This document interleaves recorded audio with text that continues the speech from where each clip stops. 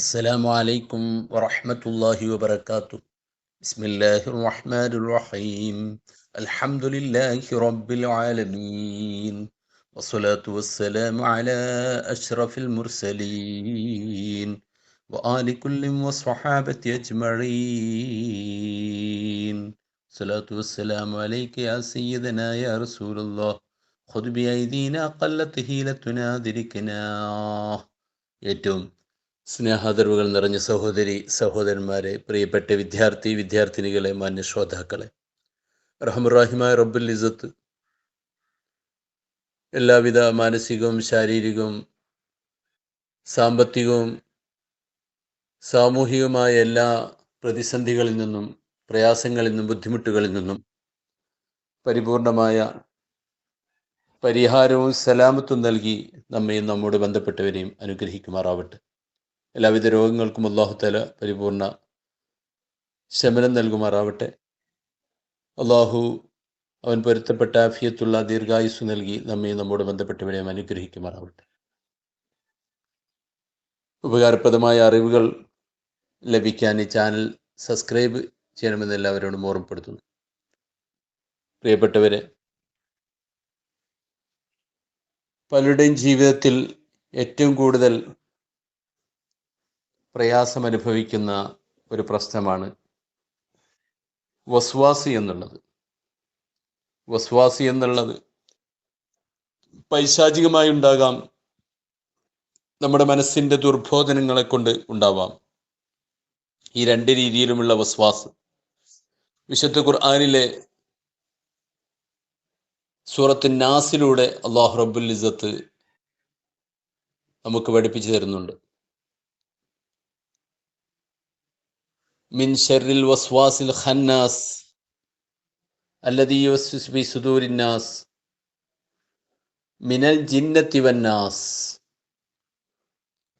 ഇത് മനുഷ്യ വിഭാഗത്തിൽ നിന്നും ജിന്ന് വിഭാഗത്തിൽ നിന്നും ഈ വസ്വാസ് ഉണ്ടാകുമെന്നാണ് വിശുദ്ധ ഖുർആൻ നമ്മെ ത്വര്യപ്പെടുത്തുന്നത്. പിശാചിനെ സംബന്ധിച്ചിടത്തോളം മനുഷ്യനെ സംശയം ജനിപ്പിച്ചുകൊണ്ട് അവൻ്റെ ഈമാനിനെയും അമലുകളെയും തീർത്തും ഇല്ലായ്മ ചെയ്യാനും അതിൽ കളങ്കമേൽപ്പിക്കാനും വേണ്ടി ശപഥം ചെയ്ത് ഇറങ്ങിയവനാണ് പിശാചി എന്നുള്ളത്. وَبِعِزَّتِكَ لَأُغْوِيَنَّهُمْ أَجْمَعِينَ إِلَّا عِبَادَكَ مِنْهُمُ الْمُخْلَصِينَ. വിശുദ്ധ ഖുർആൻ പറയുന്നതാണ്. മുഴുവൻ ആളുകളെയും പിശാചി പിഴപ്പിക്കും, എന്നാൽ അള്ളാഹുവിൻ്റെ മുഖ്ലിസീങ്ങളായ ഇബാദുകളെ പേപ്പിക്കാൻ അവന് കഴിയുകയില്ല എന്ന് അല്ലാഹു റബ്ബുൽ ഇസ്സത്ത് വിശുദ്ധ ഖുർആനിലൂടെ പഠിപ്പിക്കുന്നുണ്ട്. എന്നാൽ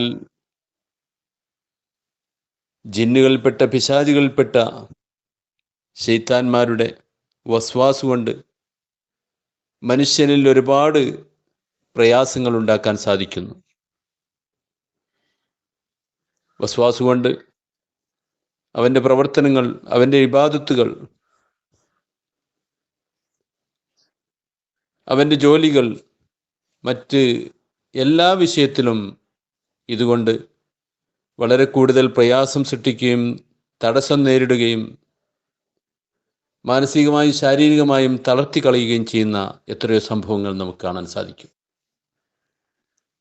വർഷങ്ങൾക്ക് മുമ്പ് ഒരു വലിയ പള്ളിയുടെ സമീപത്തോടു കൂടി പോകുമ്പോൾ ആ പള്ളിയിൽ ഒരു മനുഷ്യൻ രാത്രി ഇശാനിസ്കാരമൊക്കെ കഴിഞ്ഞ് കുറേ സമയത്തിന് ശേഷം ഇങ്ങനെ നിസ്കരിക്കാൻ വേണ്ടി നിൽക്കുന്നു. ഒരു തൂണിൻ്റെ അടുത്ത് നിന്നുകൊണ്ട് ഇദ്ദേഹം ഇങ്ങനെ കൈകൊണ്ട് പലതും കാണിക്കുന്നു. എന്നിട്ട് പിന്നെ എല്ലാ വാതിലിൻ്റെ അടുത്തുകൂടെ, ചില്ല് വെച്ച വാതിലാണ്, വാതിലിൻ്റെ അടുത്തുകൂടെ ഇങ്ങനെ പുറത്തേക്കൊക്കെ ഇങ്ങനെ നോക്കുന്നു. യഥാർത്ഥത്തിൽ ഞാൻ മനസ്സിലാക്കിയത്, കുറേ നേരം ഇയാളെ വീക്ഷിച്ച് പുറത്തു നിന്നുകൊണ്ട് വീക്ഷിച്ചപ്പോൾ അയാൾ ഏതെങ്കിലും വലിയ കള്ളനായിരിക്കും, ആള് വരുന്നുണ്ടോ എന്ന് നോക്കുകയായിരിക്കും, പള്ളിയിലെ മൈക്കോ മറ്റോ മോഷ്ടിക്കാൻ വേണ്ടി ശ്രമിക്കുകയായിരിക്കും എന്ന് ഞാൻ തെറ്റിദ്ധരിച്ചു. അങ്ങനെ അവിടെയുള്ള ചില ആളുകളോട് കാര്യം അന്വേഷിച്ചപ്പോൾ അവർ പറഞ്ഞു, അതല്ല, അത് സ്ഥിരമായിട്ട് അയാൾ വരുന്നതാണ്, വലിയ നല്ല ജീവിതം നയിക്കുന്ന ഒരു ഉയർന്ന ഉദ്യോഗസ്ഥനാണ് അയാൾ. എല്ലാവരുടെയും നിസ്കാരം കഴിഞ്ഞതിന് ശേഷമാണ് പള്ളിയിൽ വരിക. എന്നിട്ട് വലിയ വസ്വാസാണ് അയാൾക്ക്. ആ വസ്വാസ് കൊണ്ടാണ് അയാൾ ഇങ്ങനെ ചെയ്യുന്നത്. മണിക്കൂറുകളോളം എടുക്കും അയാൾ ഒന്ന് തക്ബീർ ചൊല്ലിക്കിട്ടാൻ. ഇങ്ങനെ പലരും നമുക്ക് കാണാം. അപ്പോൾ നിസ്കാരത്തിലുള്ള വസ്വാസുകൾ കാണാം. ഇതുപോലുള്ള നമ്മുടെ ഏതെങ്കിലും പ്രവർത്തനത്തിന് വേണ്ടി ഇറങ്ങിയാൽ, ജോലിക്ക് വേണ്ടി ഇറങ്ങിയാൽ ഇങ്ങനെ പല സ്ഥലത്തും വസ്വാസുകൾ കാണാം. അപ്പോൾ പിശാചിൽ നിന്നുള്ള വസ്വാസ് ഉണ്ടാകും. ഇന്ന ശൈത്താന ഇദാ സമിഅ നിദാ അഹാല. ആ പിശാജ് ബാങ്ക് കേട്ട് കഴിഞ്ഞാൽ ദഹബ ഹാരിബൻ, അവൻ വിരണ്ട് ഓടുന്നതാണ്, അതിശക്തമായി ഓടുന്നതാണ്. ലഹു ലുറാത്ത്, ലുറാത്തോടു കൂടിയാണ് അവൻ ഓടുന്നത്.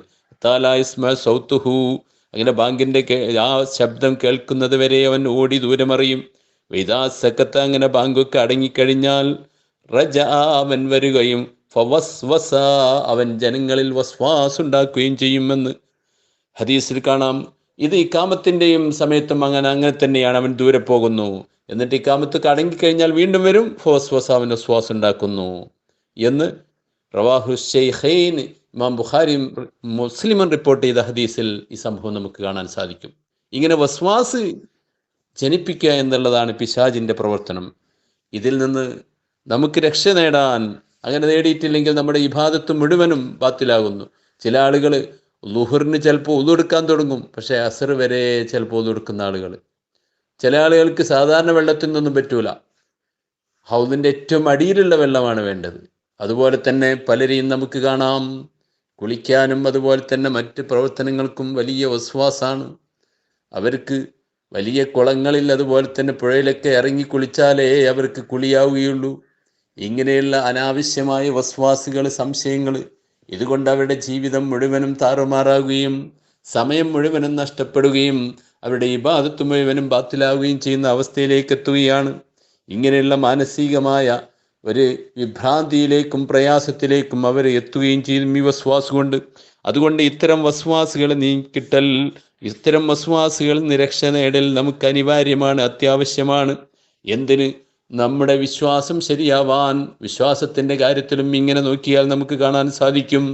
നമ്മുടെ വിശ്വാസം പേപ്പിക്കാൻ വേണ്ടി, അത് യഥാർത്ഥത്തിൽ വിവരമുള്ള ആളുകളിൽ നിന്ന് ഈ വിശ്വാസം പേപ്പിക്കലുണ്ടാവുകയില്ല. പിശാച് അവരുടെ പിന്നാലെ കൂടുതൽ കൂടിയാൽ അവന് സമയനഷ്ടം ബാധിക്കുമെന്നുള്ളത് കൊണ്ട് ഇല്ലാ ഇബാദക മിൻഹുൽ മുഖ്ലസീൻ, വിശുദ്ധ ഖുർആൻ അതുകൊണ്ട് തന്നെയാണ് അടിവരയിട്ട് പറഞ്ഞിട്ടുള്ളത്. ആ മുഖ്ലിസീങ്ങളായ ഇബാദുകളെ പേപ്പിക്കാൻ അവന് സാധ്യമല്ല.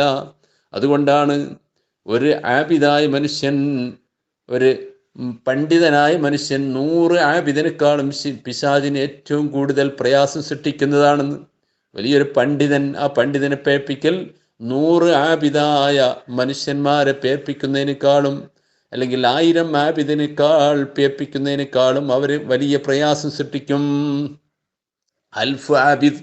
അപ്പോൾ ഇത്രയും വലിയ പ്രയാസം എന്തുകൊണ്ട്? വിവരമുള്ളവനെ പേപ്പിക്കാൻ സാധ്യമല്ല. അല്ലാത്തവരെ പല രീതിയിൽ പലതും പറഞ്ഞുകൊണ്ട് ഈ സമൂഹത്തിൻ്റെ ഈമാൻ ഫസാദാക്കാൻ അറിവില്ലാത്തവർക്ക് പലതും കഴിയുന്നു. അതും പിശാചിൻ്റെ പൈശാചികമായ ദുർബോധനം കൊണ്ടാണ്.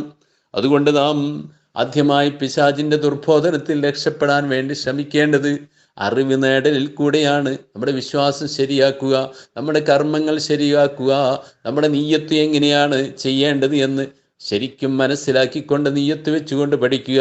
എല്ലാ വിഷയങ്ങളിലും അങ്ങനെ പരിപൂർണമായ ഇൽമ് നമുക്ക് വേണം.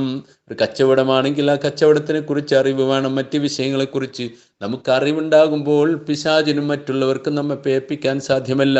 അത് മനുഷ്യൻ്റെ കൂട്ടത്തിലുള്ള പിശാചുക്കളായാലും അതുപോലെ തന്നെ ജിന്ന് പിശാചായിരുന്നാലും. അതുകൊണ്ട് നാം നന്നായിട്ട് അറിവ് നേടുക എന്നുള്ളതാണ് നമ്മുടെ വസ്വാസിൽ നിന്ന് രക്ഷ നേടാൻ നമുക്ക് ആദ്യമായി നാം ആർജിക്കേണ്ടത്. രണ്ടാമതായി വിശുദ്ധ ഖുർആൻ തന്നെ പറയുന്ന ചില ആയത്തുകൾ നമുക്ക് അതിനുവേണ്ടി ഉപയോഗപ്പെടുത്താവുന്നതാണ്. വസ്വാസ് ഉണ്ടാകുന്ന സമയത്ത് ഹുവൽ അവ്വലു വൽ ആഖിറു വല്ലാഹിറു വൽ ബാത്തിനു വഹു ബികുല്ലി ഷൈഇൻ അലീം ലാ ഇലാഹ ഇല്ലല്ലാഹു മുഹമ്മദുർ റസൂലുള്ളാഹ് ഫഇമ്മാ യൻസഅന്നക ശൈത്വാനു നസ്അൻ ഫസ്തഇദ് ബില്ലാഹ് ഇന്നഹു വസ്സമീഉൽ അലീം ഇന്നല്ലദീന തഖൂ ഇദാ മസ്സഹും ത്വായിഫും മിനശ് ശൈത്വാൻ തദക്കറൂ ഫഇദാ ഹും മുബ്സിറൂൻ. ഈ ആയത്തുകൾ നമുക്കറിയാം വസ്വാസ്, ഭയം, ദുശ്ചിന്തകൾ എന്നിവ ഉണ്ടാകുന്ന സമയത്ത് ഈ ആയത്തുകൾ 11 പ്രാവശ്യം മന്ത്രിച്ച് ദ്രാക്ഷാരിഷ്ടത്തിലോ അല്ലെങ്കിൽ കഷായത്തിലോ മറ്റു മരുന്നുകളിലോ നമ്മൾ ഉപയോഗിക്കുകയാണെങ്കിൽ അതുകൊണ്ട് നമുക്ക് വലിയ ഫലം ലഭിക്കും, വസ്വാസ് എന്ന് മാറ്റം ലഭിക്കും. മാത്രമല്ല വസ്വാസ് വീണ്ടും വീണ്ടും മനസ്സിലേക്ക് വരുമ്പോൾ ഈ ആയത്തുകൾ ആവർത്തിച്ച് ഓതുകയും ചെയ്യാവുന്നതാണ്. അതേപോലെ നമുക്ക് ചെയ്യാൻ പറ്റുന്ന മറ്റൊന്നാണ് സഅൽതു കബിൽ ഇസ്മിൽ മുഅല്ലമി ഖദ്റുഹു ബിഹാജിന്നുഹു ജിൻജൽ ജലൂത്തുൻ ജൽജലത്. അവിടെ മറ്റു രീതിയിൽ കാണാം ബിഹാജിൻ അഹൂജിൻ ജല്ല ജൽയൂത്തു ജൽജലത്. ഇങ്ങനെ സഅൽതു കബിൽ ഇസ്മിൽ മുഅല്ലമി ഖദ്റുഹു ബിആജിന്നുഹു ജിൻജല്ല ജൽയൂത്തു ജൽജലത്. അപ്പോ ഈ ബൈത്ത് നാം ചൊല്ലുക. പിന്നെ അതിന്റെ പുറമെ സുബ്ഹാനൽ മലിക്കുൽ ഖുദ്ദൂസിൽ ഖല്ലാക്കിൽ ഫഅൽ യശയ്യുദ് ബികും യതി ബിഖൽഖിൻ ജദീദ് വമാ ദാലിക അലല്ലാഹി ബിഅസീസ്. പിന്നെ സൂറത്തുൻ നാസ് 7 പ്രാവശ്യം ചൊല്ലിക്കഴിഞ്ഞാൽ ഈ പിശാചിന്റെ വസ്വാസിൽ നിന്ന് രക്ഷ നേടാൻ നമുക്കതുകൊണ്ട് സാധിക്കുന്നതാണ്. പിശാച് ബാധിച്ചവർക്ക്, വസ്വാസ് മുഖേന പേടിച്ചവർക്ക്, ഇത്തരം ആളുകൾക്ക് രണ്ടിനും പറ്റുന്നതാണ്.